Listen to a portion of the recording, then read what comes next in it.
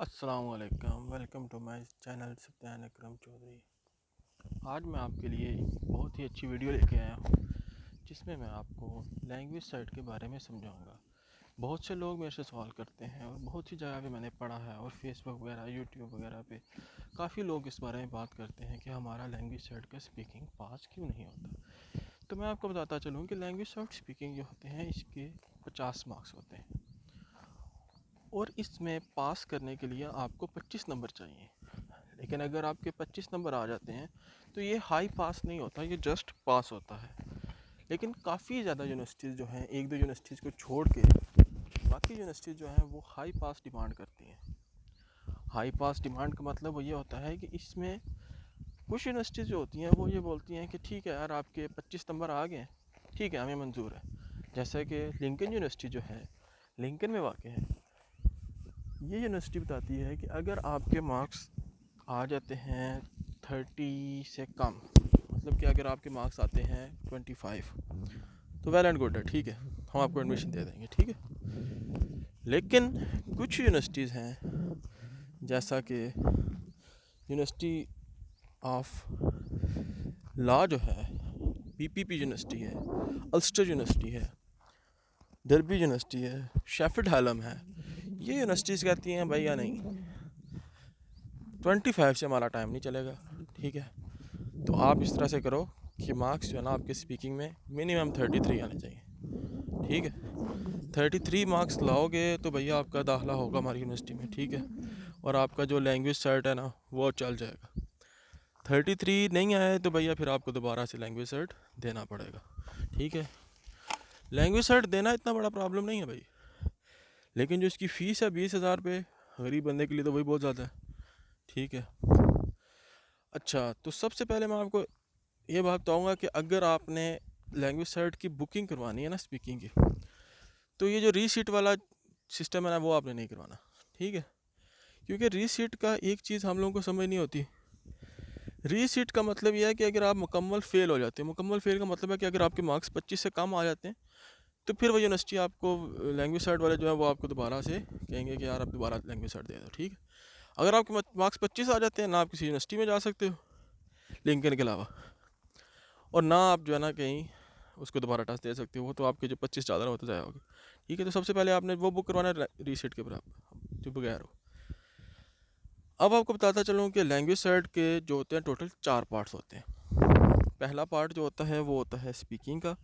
आपकी मर्ज़ी है, पहले आप स्पीकिंग दे लो, पहले आप रिटन दे लो। रिटन जो होता है उसमें 3 मॉड्यूल्स होते हैं जिसमें होता है राइटिंग, लिस्टिंग और रीडिंग, ठीक है। वो तो जो है ना वो आप कहीं से भी करवा सकते हैं, बाहर से भी करवा सकते हैं, वो जो है ना ईजी पार्ट होता है। सबसे मुश्किल पार्ट और सबसे महंगा पार्ट जो होता है वो होता है स्पीकिंग का पार्ट, ठीक है। इसकी फ़ीस अकेले की जो है वो 20-20 हज़ार बन जाती है, 18-20 हज़ार बन जाती है। और जो इसके अलावा 3 पार्ट्स हैं उनकी है, इसका मतलब है कि ये जो पार्ट है ये महंगा है और इसको पास करना बहुत लाजमी है। बाकी 3 पार्ट्स आपके 100% गारंटी में ही पास हो जाते हैं। काफ़ी लोग इसको पास नहीं कर सकते, ठीक है, बैड लक हो जाती है, कभी कनेक्शन का प्रॉब्लम आ जाता है, कभी कोई प्रॉब्लम आ जाता है, लेकिन तैयारी करना हम सब के ऊपर फ़र्ज़ है, ठीक है। तो लैंग्वेज सर्ट की जो स्पीकिंग है इसके अंदर 4 क्वेश्चंस होते हैं। जो फर्स्ट क्वेश्चन होता है उसके अंदर हमारे पास जो होता है कि वो आपसे क्वेश्चनिंग करते हैं डेली लाइफ के बारे में, ठीक है।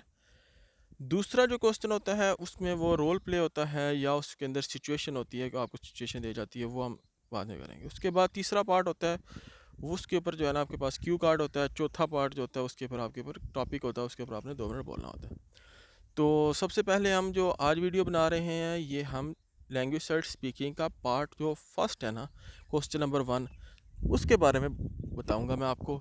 और आपने बिल्कुल परेशान नहीं होना, आप अगर मेरी वीडियोस देखते रहेंगे तो इंशाल्लाह आप हाई पास लेंगे, 34 अबव लेंगे, और इंशाल्लाह अगर आपने ज़्यादा मेहनत की और अच्छी प्रैक्टिस की तो आप 50 आउट ऑफ 50 भी ले सकते हैं, ठीक है।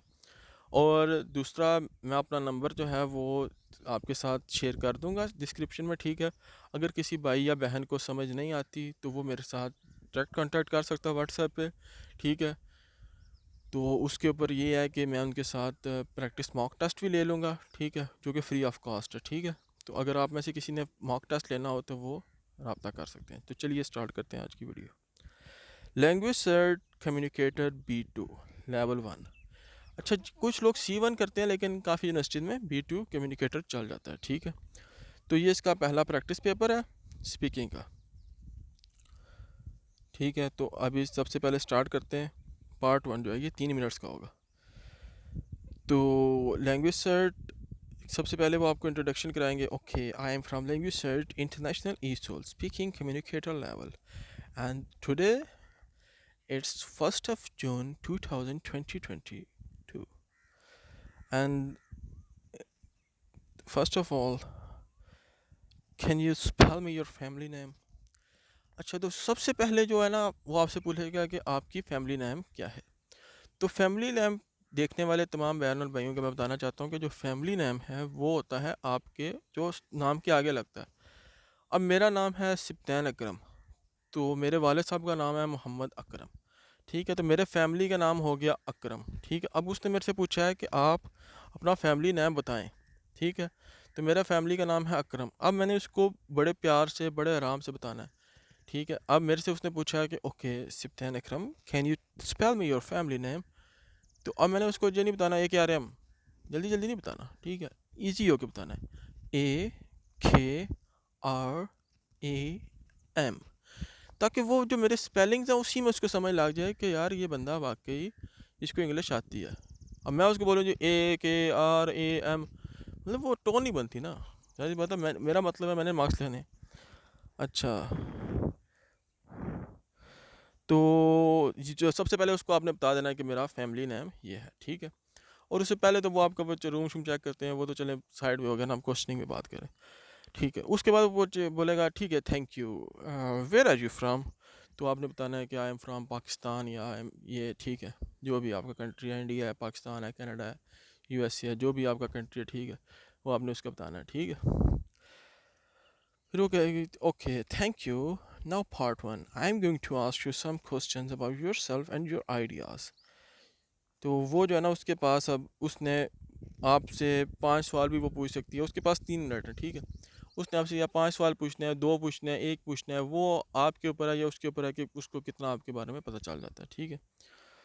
अच्छा, सबसे पहले मैं आपको टॉपिक्स भी बताऊंगा और उसके बारे में एक्सप्लेनेशन भी बताऊंगा।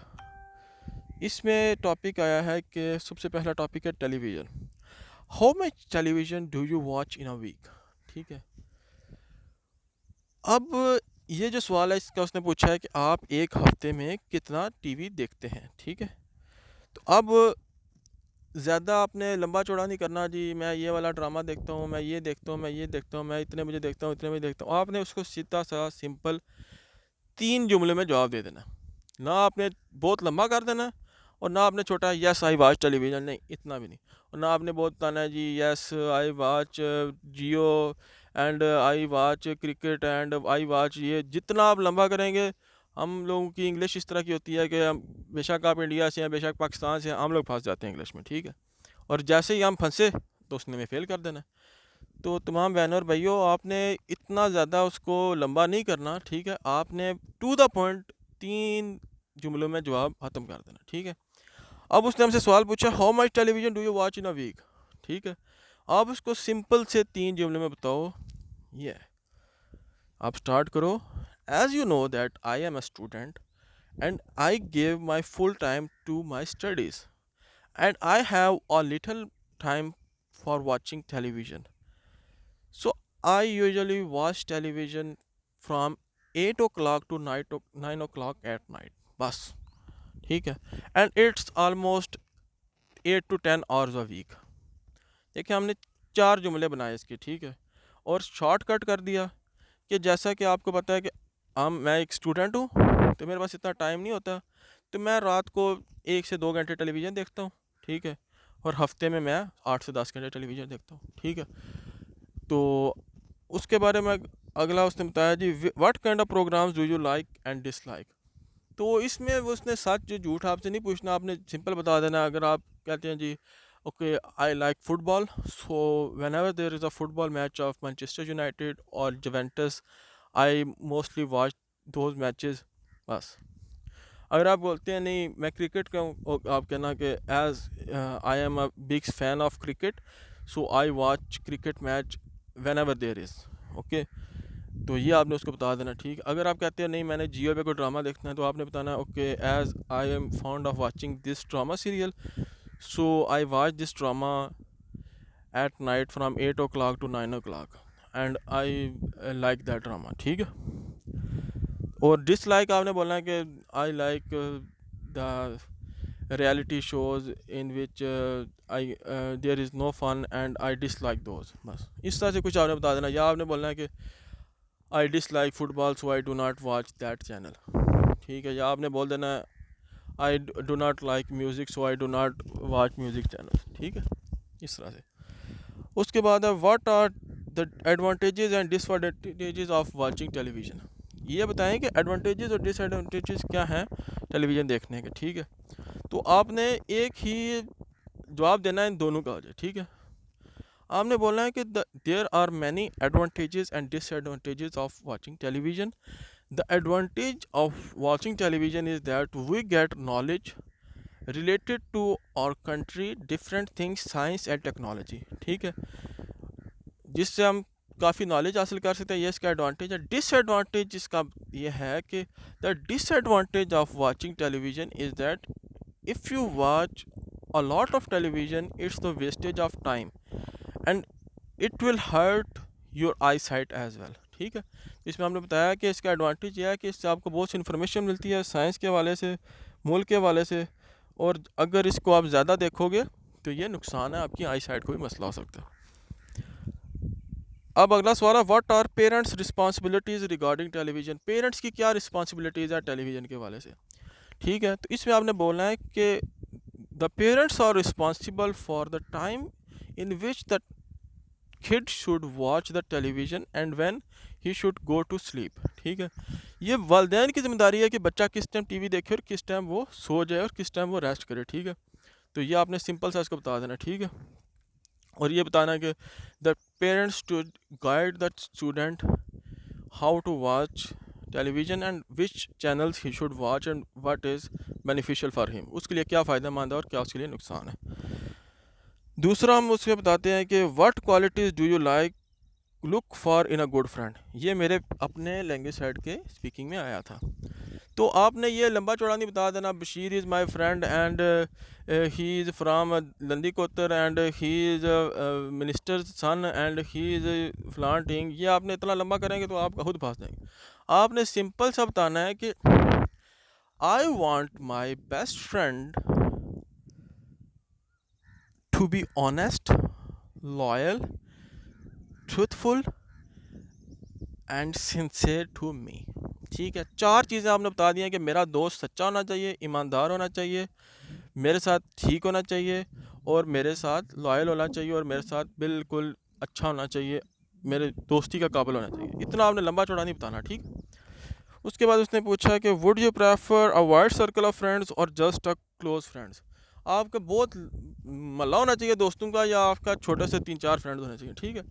तो आपने अपना बता देना है कि I like 2 or 3 close friends whom I can give my time and spend a quality time, ठीक है, जिनके साथ मैं अच्छा टाइम गुजार सकूं, और जो है ना वो होता है। और वो बोलेगा वाई, तो आपने बोलना है कि close friends can help me whenever I need and whenever they need my help I can be helpful for them, and if I have a lot of friends I cannot manage my time, ठीक है, ज़्यादा दोस्त होंगे मेरा time manage नहीं होगा, ठीक है।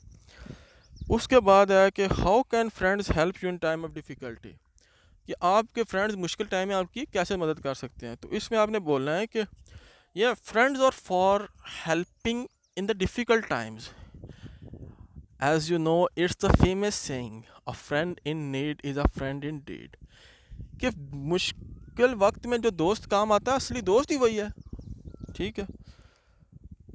एंड इसमें बताना है कि friends can give time, money and support me in the difficult time, and that's what I want them from in my difficult time, ठीक है।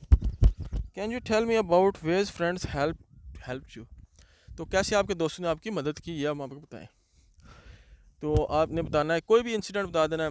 Okay, last weekend my motorcycle got punctured, so I called my friend and he came in within 10 minutes and help me get the puncture repaired, and that's a thankful act from my friend। ठीक है, तो इससे बता देना मेरा motorcycle puncture हो गया, मेरा दोस्त आ गया। ठीक है, और अगर कोई बहन इंटरव्यू दे रही है तो उसने बताना है कि last weekend I was ill, so my friend help me in making my assignment and that's a very good act she had done for me. ठीक है, कि मैं पिछले हफ्ते बीमार हो गई तो मेरी दोस्त को मैंने बोला कि यार आपने मेरे लिए असाइनमेंट बना दो, तो उसने बना दी। ठीक है, तो लेयर फैसिलिटीज़ के आप अपने फारिग टाइम में क्या करते हैं? व्हाट लेयर facilities do you and your friend use?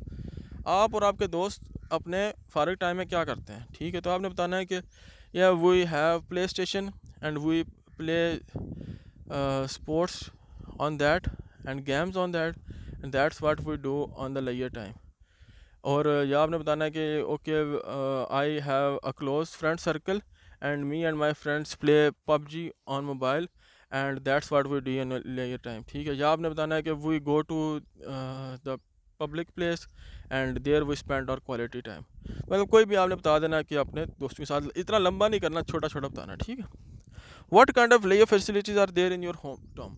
तो आपने बताना है कि in my home town there is a park name and Benazir Bhutto park और समथिंग, कोई भी पार्क हो सकता है। ठीक है, where we go with our family and friends and spend times and there are also cinemas where we can go and watch movies. There are also ground where we can go and play cricket and football and hockey, something like that. ठीक है, तो आपने बताना है कि फारिग time में हम कहीं भी जा सकते हैं, पार्क वगैरह। व्हाट लेयर facilities are popular with older people? बूढ़े बंदे जो हैं वो क्या करते हैं? ठीक है, तो जो है ना, बूढ़े बंदों का आपने बस ये बताना है कि old people spend their time with their family and friends and they talk about their good time and that's what they do in their layer time. मतलब यही बताना है कि वो अपने दोस्त और फैमिली के साथ टाइम देते हैं और अपना अच्छा टाइम याद करते हैं और गप्पे वगैरह लगाने में गुजार देते हैं। If you were responsible what लेयर facilities would you build in your area? अगर आप जिम्मेदार हों तो आप अपने एरिया में कौन सी फारिग टाइम में गुजारने के लिए फैसिलिटीज़ बनाएंगे? तो आपने बोल देना कि okay as there is no park for family in my area, so if I had the opportunity I will make a family park for all kind of age fellows, and there are a lot of facilities I can provide in that and that will be good। बस इतना सा आपने बता देना। तो ये जो पहला पार्ट होता है ना इसका लैंग्वेज साइड की स्पीकिंग का, ये सिर्फ आपसे अपनी राय पूछते हैं कि आप इस बारे में क्या पूछेंगे। ठीक है, तो इसमें आपने, उम्मीद है कि मैंने आपको ये जो पार्ट समझाया इसमें आपको समझ आ गई होगी। तो अगर किसी बहन भाई को कोई भी किसी किस्म का भी क्वेश्चन हो तो वो कमेंट करके मेरे से पूछ सकते हैं। तो मेरे चैनल को लाइक और सब्सक्राइब करें। इंशाल्लाह मेरी दुआ है कि आपके लैंग्वेज स्पीकिंग में अच्छे मार्क्स आएंगे। थैंक यू, अल्लाह हाफिज़।